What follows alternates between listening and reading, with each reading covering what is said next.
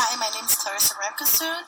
I'm in the class NU60604, and this PowerPoint presentation will focus on case study 2. Patient is a 70-year-old man with a history of congestive heart failure, COPD, and hypertension. He smokes 1 pack of cigarettes daily, takes lisinopril, digoxin, and Symbicort daily. He's married to his wife of 30 years. He's retired, worked previously as an accountant, and is supported by his adult children, and he lives with his wife at home. Symptoms that this patient presents is with shortness of breath, chest pain, flank pain, and fever. For the differential diagnosis, I listed it here in order from most prevalent to least. So the first one is acute coronary syndrome, also known as ACS. Second is congestive heart failure exacerbation, also known as CHF. And lastly is gastroesophageal reflux disease, also known as GERD. So acute coronary syndrome is defined by a group of clinical symptoms that are compatible with acute myocardial ischemia. This includes unstable angina, non-ST elevation myocardial infarction, also known as NSTEMI, and ST elevation myocardial infarction, also known as STEMI. So signs and symptoms of this include chest pain or discomfort that involves pressure or tightness or fullness, pain or discomfort in one or both arms, the jaw, neck, back, or stomach, shortness of breath, dizziness, lightheadedness, nausea, and sweating. So a lot of these symptoms listed here are actually the symptoms that this patient had experienced.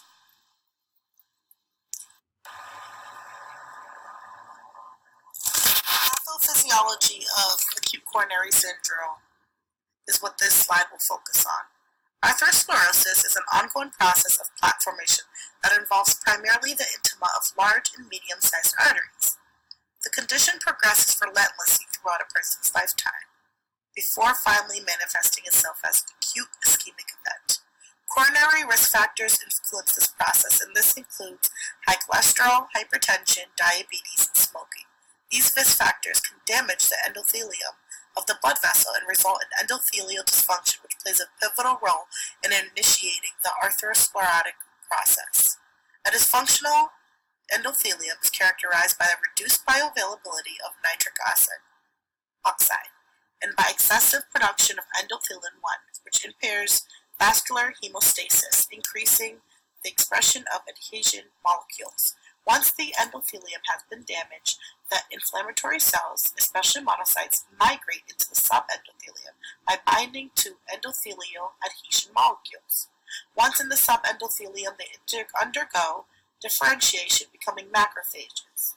Macrophages digest unoxidized LDL that has also been penetrated into the arterial wall, transforming into foam cells and causing the formation of fatty streaks. Although plaque rupture may result in ACS, more often, in fact, in 99% of cases, it is clinically silent. Second is congestive heart failure exacerbation. So this slide will focus on the pathophysiology of congestive heart failure. The syndrome of CHF arises as a consequence of an abnormality in cardiac structure, function, rhythm, or conduction. Ventricular dysfunction, degenerative valve disease, and idiopathic cardiomyopathy, alcoholic cardiomyopathy are major causes of congestive heart failure. It indicates not only an inability for the heart to maintain adequate oxygen delivery, but it also is a systemic response to compensate for the inadequacy. The determinants are cardiac output, which includes heart rate and stroke volume. The heart is viewed as a dynamic pump. It's not only dependent on its inherent properties, but also what can be pumped in and what it is pumped against. Preload characterizes the volume, and the pump is given to send forward. The contractility characterizes the pump, and the afterload determines what the heart must work against. Since the heart resides in the thoracic cavity, an increased positive pleural pressure occurs. The cardiac pump is a muscle and will respond to the volume it is given with a determined output. If the volume increases, so will the amount pumped out in a normal cytologic state to a determined plateau. This relationship is described as the Frank-Starling law. If cardiac output falls, either the heart rate or stroke volume must change in order to maintain perfusion. And if stroke volume cannot be maintained, then the heart rate must increase to maintain adequate cardiac output.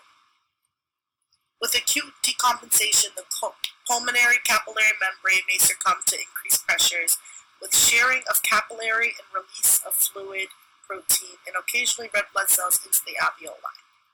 And with congestive heart failure, typical signs and symptoms are shortness of breath, extremity swelling, edema. Lastly, the last differential diagnosis is gastroesophageal reflux disease, also known as GERD. GERD comprises a wide spectrum of disorders ranging from the presence of typical symptoms alone through to more severe complications, including erosive esophagitis, Barrett's esophagus, and esophageal carcinoma. Impaired esophageal clearance is responsible for prolonged acid exposure of the mucosa. The pathogenesis of GERD is a mactofactorial, which involves transient lower esophageal sphincter relaxations and other lower esophageal sphincter pressure abnormalities. As a result, reflux of acid, bile, pepsin, and pancreatic enzyme occurs, which leads to esophageal mucosal injury. My week 7 differential diagnosis differed from week 10. In week 7, I focused on primarily on respiratory conditions such as asthma, the flu, and pneumonia, while in week 10, I did different conditions such as acute coronary syndrome, congestive heart failure, and GERD. With these 3 conditions in week 10, patients present often with the similar symptoms such as shortness of breath, chest pain, abdominal pain. And so I thought that after reviewing the patient's case that he fit more appropriately with week 10's differential diagnoses. So diagnostic tests for this patient would be an electrocardiogram. Blood tests would be the C-reactive protein. I would look at his troponins, a CBC. Then I would recommend that this patient goes to a cardiac catheterization lab to determine if there are in fact any blockages. So he could probably receive a left heart cath where they could look at if there's any blockages in his heart, and he could probably receive a right heart cath as well, where they can look at fluid pressures and seeing if he's in fluid overload. Treatment plan for this patient would be for him to be admitted to a cardiac telemetry unit where he can receive continuous monitoring. He would be attached to telemetry where nurses could keep track of his heart rhythm, his heart rate. His oxygen status would also closely be monitored, and this patient would be appropriate to stay for at least 48 hours. If he does in fact have any chest pain, then the patient should receive opioid analgesics such as morphine or nitroglycerin as needed for chest pain control. Routine labs, as mentioned before, such as troponin, CKMB, and C-reactive protein would be closely monitored. The patient will go to the cardiac catheterization, as mentioned before, to see if he has any blockages in his coronary arteries. This patient will benefit from seeing a cardiologist 1 week after his discharge.